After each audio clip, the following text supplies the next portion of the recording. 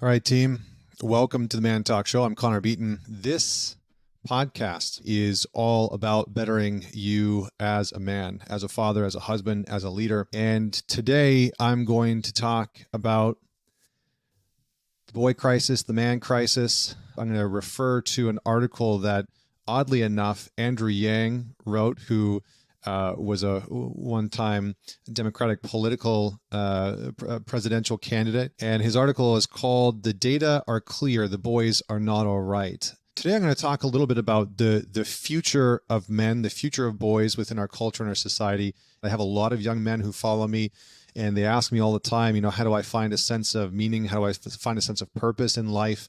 Obviously I get a lot of questions about dating advice, but one of the big pieces that I see a lot of men, a lot of young men especially, dealing with is feeling as if they are not needed in culture or society. And not only that they're not needed, but that they're not wanted in culture and society any longer. And I think for a lot of men, they're grappling with, where is my place? Where am I actually wanted? How do I become a productive, contribution-oriented man within the world? How to become successful? How do I find joy, happiness, meaning, purpose? So all those questions come up, and I think sometimes we need to look to what's happening socially for some indicators into what's happening within male culture. So we're going to dive into a few topics. So here's what Andrew Yang has to say. Here's one of the biggest problems facing America. Boys and men across all regions and ethnic groups, have been failing, both absolutely and relatively, for years. This is catastrophic for our country. And by the way, this isn't just happening in America, it's also happening in Canada and other countries.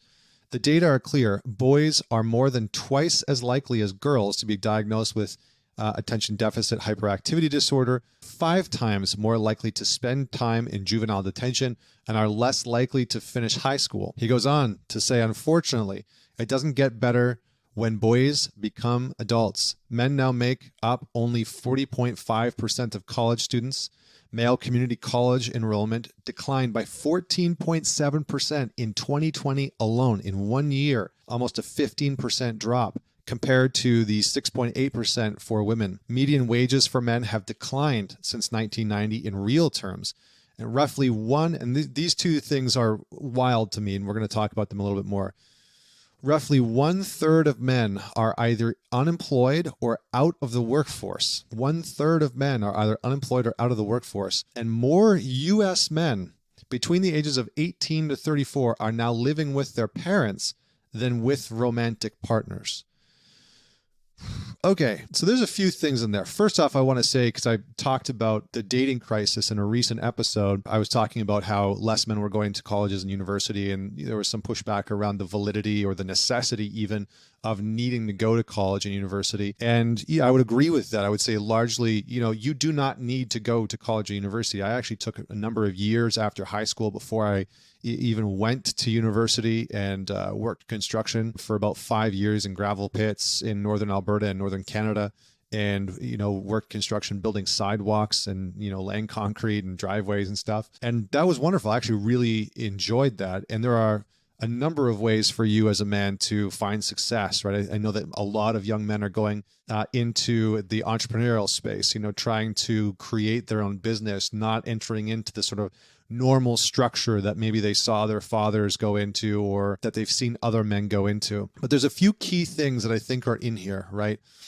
1/3 of men are either unemployed or out of the workforce. So there's a lot of men that are unemployed and not in the traditional workforce. Men between the ages of 18 to 34 are more likely to live with their parents than a romantic partner. Now, okay, that's not necessarily a bad thing. I think that there's a lot that we could go into there. But I think that for the most part, it's a sign that in some ways the economy, I think for a lot of young men, they feel the stress of needing to earn, of needing to provide. There's a good amount of research that one of the main things that women still look for, and this is all stats, a significant factor that they look for in a partner is a steady job. And so as men's unemployment rates rise, and a lot of women are now becoming the primary breadwinner within the family system. So within the United States, I think it's something like 42% of households The woman is now the primary breadwinner. She's the primary earner. So within the modern dating scene, what has started to happen is that you have a lot of women that are wanting to date a man that makes equal to more than them, but that pool is shrinking. And so those men are becoming fewer and far between. Now, I think this is indicative in a few ways of a couple of things that I think are very important when it comes to young men. Number one, I've seen a trend of young men lacking a sense of meaning, direction, and purpose in their life for a multitude of reasons. I have young men reaching out to me all the time saying, that they don't feel like they have a place in society. They feel like, the platforms like Tinder are stacked against them, which, maybe isn't untrue. I think statistically, Tinder is set up, as a dating platform to really prioritize the female dating preferences. And so you can see that in the data. You can see that a lot of men, there's a very small group of men that do exceptionally well on Tinder. And then there's a very large group of men that really don't have a lot of success on Tinder. And that's largely because women's selection preferences are, still looking for the tall guy. I mean, there's countless profiles that you see floating around online. That's like, if you're under 6 feet tall, don't message me, right? Don't even talk to me, which is kind of in some ways a hilarious double standard because, if a man put a body weight on his profile and said, if you're over 150 pounds, don't message me. I mean, that would be terms for crucifixion. So I think, there's the dating area. There is the workforce area. I think university institutions have in large part, depending on where you live, but I think for a large part, men don't want to enter into those spaces anymore for a number of reasons, right? Not only because some of them are hostile. If you're, a cisgendered male, if you're a straight male, they are somewhat hostile, regardless of your ethnicity or race. And I think that outside of that, university institutions have become so expensive that rationally and logically for a man, he's like, well, why the hell would I go and get a 4-year bachelor's degree that isn't even going to guarantee me? Because it used to be, a few decades ago that if you went and got a university degree, after that, it was a pretty high likelihood, and I don't know specifically the data on this. I'm not going to quote decades or years. But after that, there was a pretty high likelihood that you would be lined up for a decent, well-paying job that you could live off of. Nowadays, however, if you go get a poli-sci degree or a Bachelor of Arts, whatever it is, unless you're going into some of the STEM fields like engineering, there's not a guarantee that you're going to come out and have a decent paying job that you can actually make a living off of. And so a lot of men are turning to different places. And again, I think one of the important things for you as a man that's watching this is to start to discern how you want to build your life and how you want to build your value, knowing that a lot of men are opting out from the sort of traditional pathways of making money, of making income, of finding financial stability, of finding meaning or value or purpose in their life. You need to start to determine, is university actually a valid pathway for me? Or can I do something different? Can I go the path of mentorship? Can I go the path of apprenticeship? Like for myself, I have a Bachelor of Music. I didn't go to university for the work that I actually do right now, the thing that has given my life deep meaning and purpose, the thing that has brought me success in life. I didn't go to university for it. You know what I did? I found somebody that was willing to train me, thankfully, which is very, very rare, one-on-one. And I spent years apprenticing with him.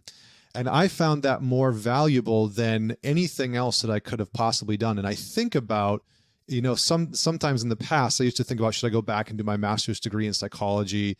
Will people take me more seriously? I think that's changed today because the way that we view experts and expertise has shifted. There's sort of this return for a lot of men in wanting to reconnect to the lineage approach of receiving information, receiving wisdom. And so I think what you're going to start to see, and if you're a man that's watching this, what I would say is if you don't want to go the university route, don't worry about it. Find a mentorship-based approach where you can learn in a more hands-on orientation that might suit your learning style even more than going to university, right? Even more than, sitting in a classroom and having to retain a bunch of information and not really having any practical approaches to the implementation of the knowledge that you're learning. The other thing that I think is maybe a challenge in this is obviously social media, the internet. I think a lot of young men are looking at the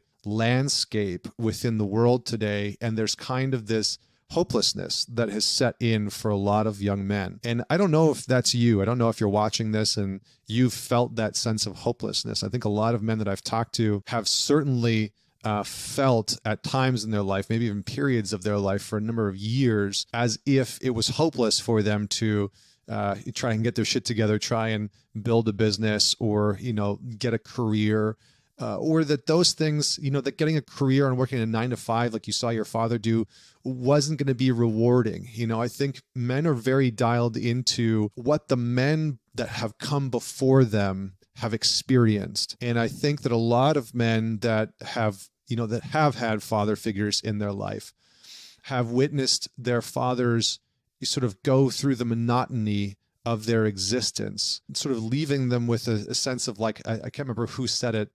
Maybe it was Thoreau, said, like, living a life of quiet desperation, quietly despairing and hoping and wishing that their life would take a turn in some direction that would lead them to more fulfillment and more joy and more happiness.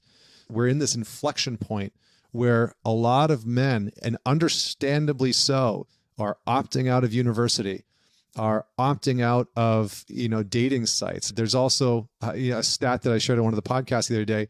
There's something like 32% of men under the age of 29 are not sexually active. They haven't had sex, and they haven't been sexually active at all. Young men are not checking out from society, but I think there's a lot of young men kind of questioning, like, what the hell should I even be doing? I've seen what my father did, and that didn't seem to be very exciting. I look at university institutions, and I definitely don't feel like I'm welcome there, or that doesn't seem to have a logical outcome. I don't want to, come out of university and be $250,000 or $100,000 in debt. Like, that seems absurd. And then they look at housing prices and, they start to get into sort of long-term planning or even thinking about their future. And it just seems unworkable. It logically, rationally seems unworkable. And so I think that a lot of men have entered into this sort of holding pattern of trying to figure out what they should do. And then they're just, sort of trying to make it by. And so if you are one of those men, or even if you're not one of those men, I think there's a few things that I would say. And the number one thing is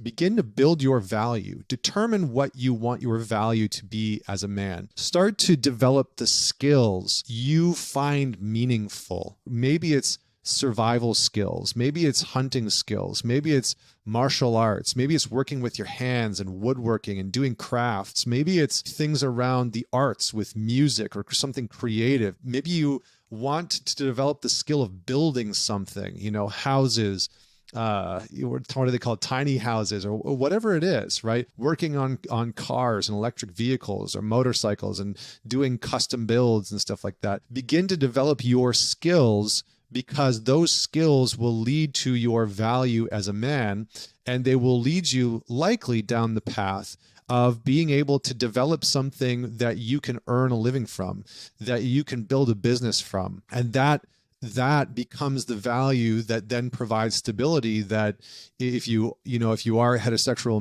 male, that women are realistically looking for, right? Whether they say it or not, I mean, the data and the research just shows that a lot of women are still looking for that. The other thing that I would say is there's great reward in finding where you are needed. I think Andrew Yang at the end of the article says, he quotes George Orwell, and he says, "A man with no means of filling up his time is as miserable out of work as a dog on the chain." Not having a sense that we are needed, not having a sense that we're wanted, not having a sense that we can contribute is radically debilitating as a man. A lot of men ask me about purpose. And, how do you find purpose in your life? Well, look at where you want to feel needed. Do you want to feel needed by other men? Do you want to feel needed by a certain community or group that you can contribute to?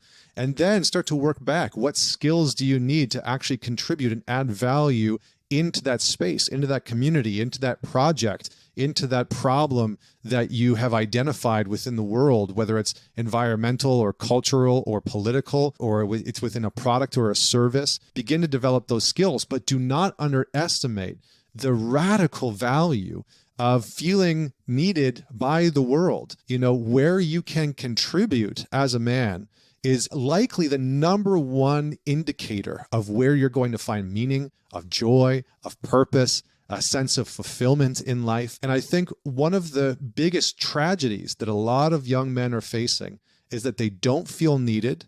They don't think that they are needed culturally, socially, or relationally in the world, which is a tragedy. I mean, it makes me emotional to even say that there are literally hundreds of thousands of millions of men around the world that feel like they're not needed and feel like they don't have a place to contribute. So find where you want to contribute. Find where you want to add value. Find where you want to be needed, and then work your way back. Develop the skills, implement the discipline and the strategies, and create the structure in order for you to go and contribute to those areas of life that are the most meaningful, that matter to you the most. And if you don't know where to look, begin in your own suffering, begin in your own pain. I don't know who said it, but your mess is your message. And in some ways, that's where we need to start if we don't know where else to begin. So I hope that you enjoyed this conversation. I hope that you took the time to listen to the whole thing.